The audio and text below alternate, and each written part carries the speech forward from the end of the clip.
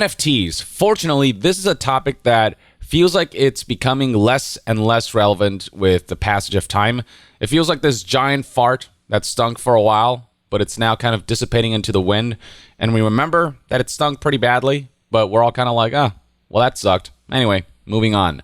And hopefully it stays that way. I mean, frickin' Meta, a company that pushed for NFTs and Metaverse so much that they changed their name from Facebook to Meta, they're pulling away from NFTs. Facebook and Instagram were intended to integrate NFTs, and Meta backed off from those plans. And you've got situations where certain publishers in the gaming landscape are trying to push for NFTs, like Square Enix with freaking Symbiogenesis, but that game trailer was very poorly received, downvoted to all hell, and not a whole lot of views. And the assets just look copied and pasted and very cheaply made, and it just did not make a good impression and a good case for NFTs. Ubisoft has tried to push NFTs with Quartz, but they're slowly backing away from that as those pursuits have ended in failure. And just the whole landscape of cryptos and NFTs have plummeted and crashed in terms of just general audience interest as well as value. I mean, there's a story going on around right now about an NFT, a Bored Ape Yacht Club NFT that Justin Bieber bought that at the time was worth $1.3 million. That is now worth a measly $60,000. That is NFTs in a nutshell. Lofty promises that end in devastating financial results, and someone like Justin Bieber can eat that up, but for a lot of people who are being encouraged to spend a significant portion of their savings into this landscape that's being promised to grow ad infinitum and bring great riches to the masses, it's proven to be disastrous, catastrophic for their financial standing. Slowly but surely, more and more people are beginning to realize that this gold rush is a gold rush for fool's gold. The gaming landscape especially is rife for NFT exploitation, like this game Axie Infinity that promised riches and delivered disaster instead.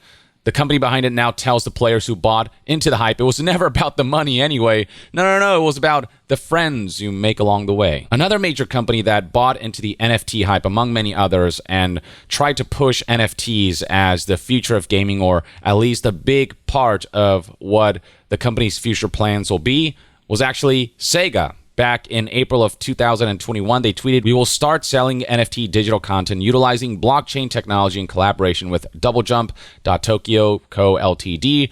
around summer of 2021. It didn't take long for this tweet to get ratioed with over 3,000 quote tweets and only 900 some likes. And as backlash surrounding NFTs intensified and as the value and interest surrounding NFTs just plummeted, Sega slowly started to pull back on that stance and began to view NFTs as a wait-and-see kind of a situation. But more recently, Sega has drawn a clearer line when it comes to their current intentions to back off of NFTs from pursuing that venture too aggressively. There's an article from news outlet Bloomberg whose headline reads, "Sega pulls back from blockchain gaming as crypto winter persists." The slump surrounding crypto and NFTs has not proven to be temporary.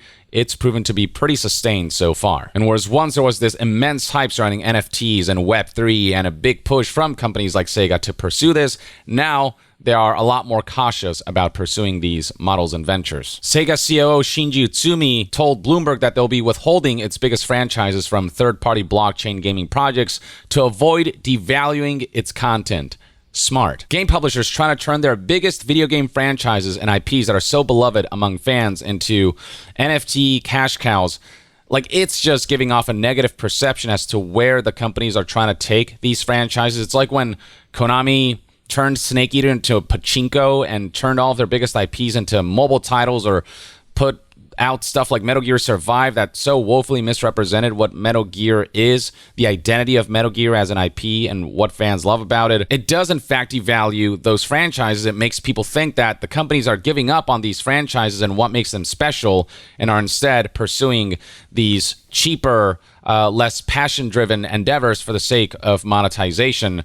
It just cheapens people's loyalty and the value that they place on these franchises that have brought them so much joy and have just brought so many amazing experiences as proper video games. But beyond saying that they're backing away from NFT endeavors for now, Utsumi told Bloomberg something rather blunt that I wasn't expecting from an executive. He straight up said that the action in play-to-earn games is boring. What's the point if games are no fun? Thank you. An executive is making sense for once. This is a stark contrast to what former Square Enix president Yosuke Matsuda said in this New Year letter published on January 1st, 2022, where he made it seem like the idea of playing games for fun was a separate category and that play to earn was its own thing. He said, "I realize that some people who play to have fun and who currently form the majority of players have voiced their reservations about play to earn. If a game is no longer about having fun, then what the hell are we doing? If games are about earning money, then it's no longer a game. They play video games to escape into other worlds where they can immerse themselves in the artistry that developers have poured their hearts and souls into, to immerse themselves in these worlds where they can have fun and experience things that they cannot in the real world." And what Utsumi is saying here is the crux of NFT games. It's why I'm so against them, aside from the fact that they're rife with scams, with schemes, with cons, with crimes, and all sorts of shady elements.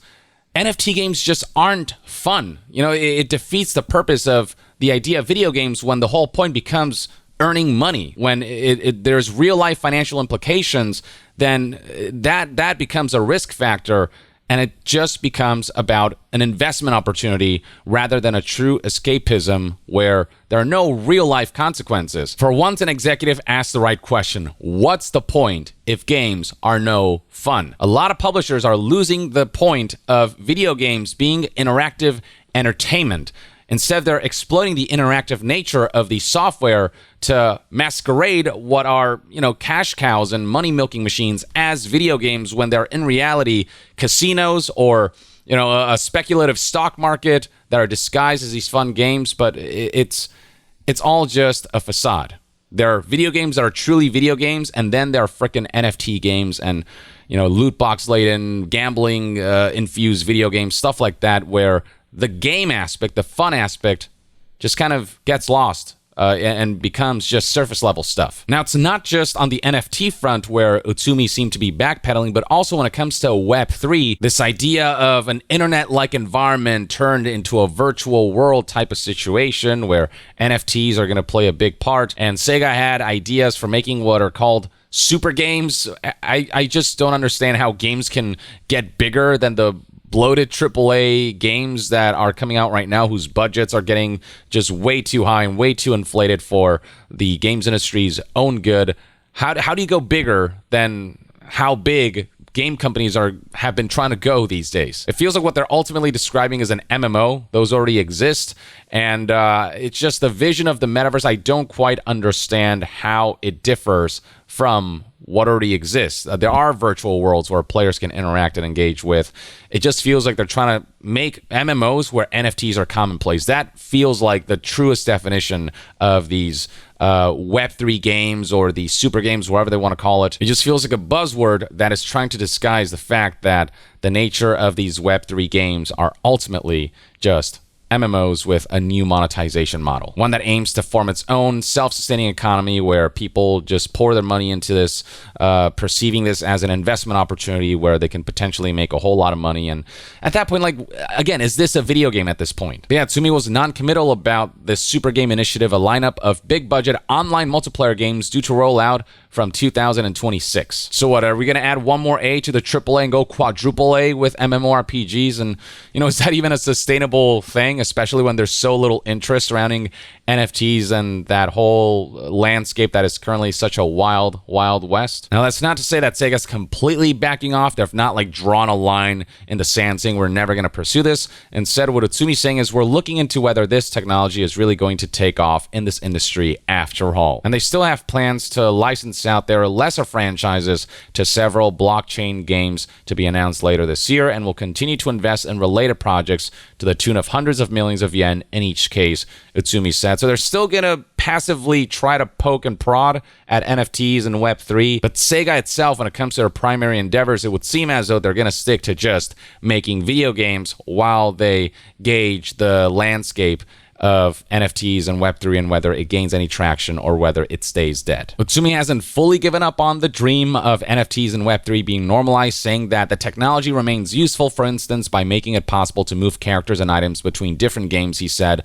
It doesn't work like that. I feel like executives don't really understand game development. That doesn't just magically happen. Developers on two different platforms have to coordinate to make sure that when an NFT gets transferred from one game to the other, there are assets and programming in place to make sure that all of that is, recognized by the games and represented in those games. There's work involved in making sure that NFTs and items or characters surrounding them can be transferred to other software that are not just inherently compatible. The reason that kind of stuff isn't commonplace isn't because NFTs necessitate this kind of feature. It's because the feature is a complicated process that requires developers to make sure compatibilities are there and the assets are developed and programming is set in place to make sure that kind of transferability is even possible. So already I'm not confident that the COO here truly understands this technology. And again, you don't even need NFTs to really do this. It's just a matter of coordination among developers who are making two different softwares for those games to be able to interact with each other on that level. Utsumi also said here, for the majority of people in the video game industry, what blockchain advocates may sound a bit extreme, but that's how the first penguin has always been. Utsumi said, describing risk takers who are the first to take the plunge. We should never underestimate them. It's not that it sounds extreme, it's just that it doesn't sound appealing. It doesn't sound like it adds anything of value, anything of use. It sounds like it's rife for corporate exploitation. It might be extreme to say that one day we might be playing video games in a holographic environment where the holograms are surrounding us and we're able to immerse ourselves in the world without VR goggles. That's an extreme sci-fi-esque scenario, but that actually sounds kind of cool, and the exploration of that would be interesting. Whereas with NFTs and Web3 and all that, I'm just trying to think about the utility of it, the practicality of it.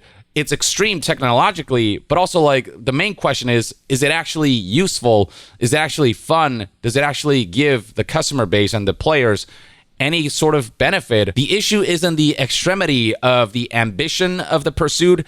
It's just the intention behind it and the very nature of it, and whether it can serve as something genuinely valuable for the medium, which so far, there's just nobody's been able to explain how any of this is actually going to make gaming better. It pleases corporations because they can make money off of this, but on the consumer side of things, it just sounds like they're trying to shoehorn something for the sake of trying to find new monetization avenues to try to keep their infinite growth going. So yeah, I don't agree with any of Utsumi's arguments here about why there's still hope for NFTs and Web3 gaming. It just feels like executives are trying to force their vision of the future that is better for corporate interests than it is for consumers by throwing out arguments and stances that they have really no idea about. And it's the customers and the developers who are experts in this field who have to come out and say, actually, that's a pretty terrible idea, and it just doesn't work the way you're presenting it and the way you think it works. But with all that said, it's good to see that NFT gaming, blockchain gaming, Web3 gaming has